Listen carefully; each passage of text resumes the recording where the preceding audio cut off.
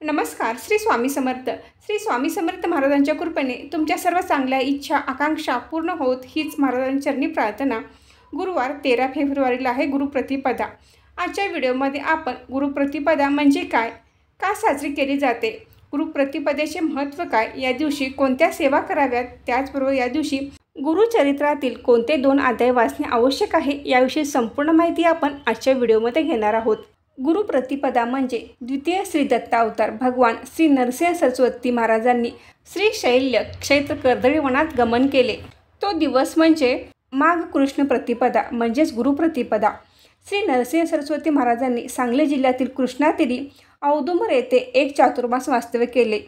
तेथे त्यांनी आपल्या विमल पादुका स्थापन केल्यानंतर नरसिंहवाडी येथे गमन केले. तेथे त्यांनी 12 वर्ष वास्तव्य केले. अश्विन कृष्ण द्वादशी म्हणजेच गुरुद्वादशीला आपल्या मनोहर पादुका त्यांनी स्थापन केल्यानंतर ते गाणगापूरला गेले. नरसिंह सरस्वती महाराज यांनी 24 वर्ष गाणगापूर येथे वास्तव्य केले.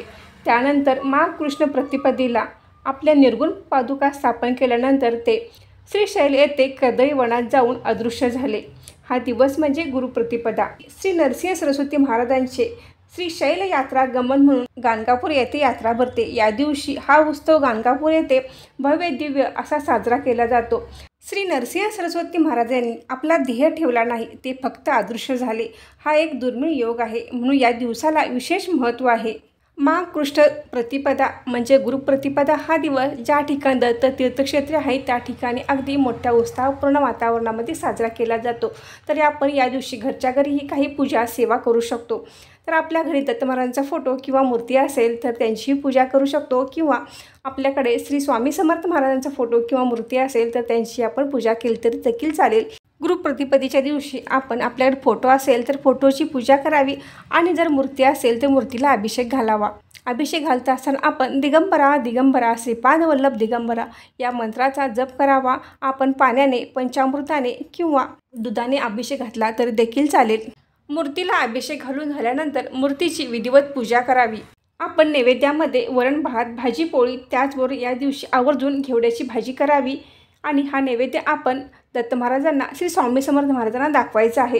त्यानंतर आपण या दिवशी कोणकोणत्या सेवा कराव्यात, तर या दिवशी आपण गुरुचरित्रातील 51 आणि 52 हे 2 अध्याय जरूर वाचावे. त्याचबरोबर तुम्ही 53वा अध्याय वाचला तरी देखील चालेल. या दिवशी तुम्ही श्री स्वामी चरित्र सारामृताचे पारायण देखील करू शकता. त्याचबरोबर आपण सप्तशती गुरुचरित्राचेही वाचन करावे. श्री स्वामी समर्थ या मंत्राचा 11 माळी जप करावा.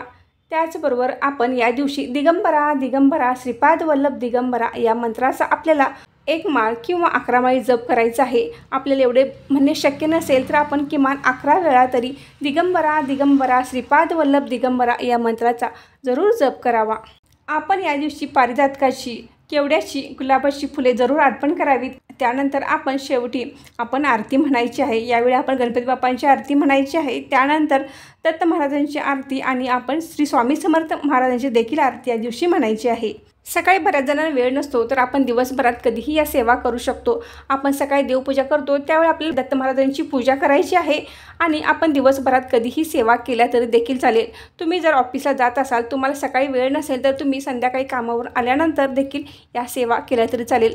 तुम्ही गुरुचरित्रामधील 51 आणि 52वा अध्याय यावेळी वाचला तरी देखील चालेल. दुपारी 12 ते 12:30 या वेळेत या आपण सेवा करायच्या नाहीत. या व्यतिरिक्त तुम्ही दिवसभरात कधीही सेवा करू शकता. यावर्षी गुरुप्रतिपदा ही गुरुवारी आली आहे, तर या दिवसाला विशेष महत्त्व आहे. जर तुमच्याजवळ दत्त महाराजांचे मंदिर किंवा स्वामी समर्थांचे मंदिर मठ किंवा केंद्र असेल त्या ठिकाणी जाऊन तुम्ही त्यांचे जरूर दर्शन घ्यावे.